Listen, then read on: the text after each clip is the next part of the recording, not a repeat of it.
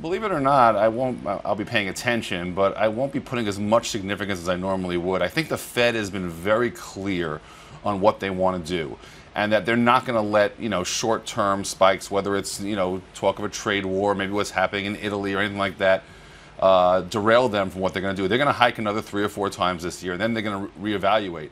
I mean, the conditions really warrant it. We're at full employment in the U.S. Inflation is starting to creep up, and we're still below what most economists consider a normal rate. So I think, people will parse every little word of what gets said and written today.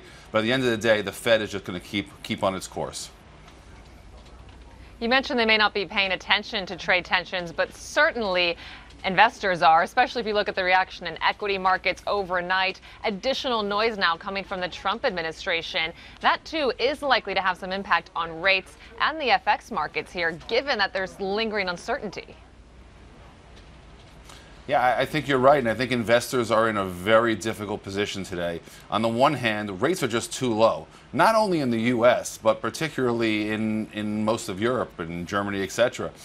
On the other hand, people are really, really scared about going into risk assets, be it equities, be it a high yield, given talks of a trade war, given the Italian situation, given some of the volatility in parts of EM, such as Argentina.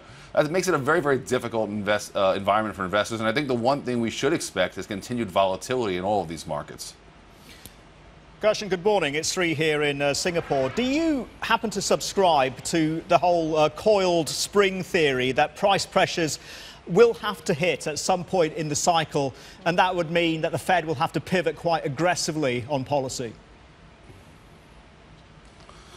I think there's so many different factors. It's hard to point to one. I do think inflation we're already seeing it be an issue, and it's going to continue to become an issue. Look, we put inflation in this one category. There's really 3 types of inflation, right?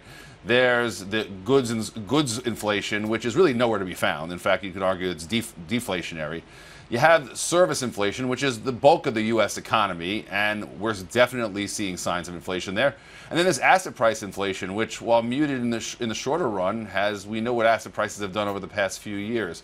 Putting all that together, I think there's going to be pressure. We focus so much on changes. What's the Fed going to do as their next move?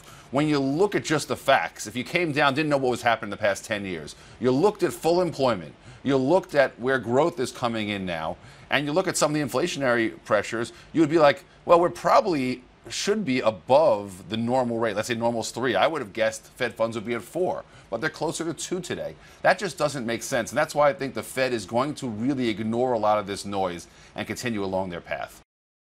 Hey everybody, it's Hadley Gamble from our new CNBC Middle East Bureau in Abu Dhabi. Thanks for stopping by. Now, to watch more, you can try one of the videos that just popped up on your screen. And don't forget to subscribe.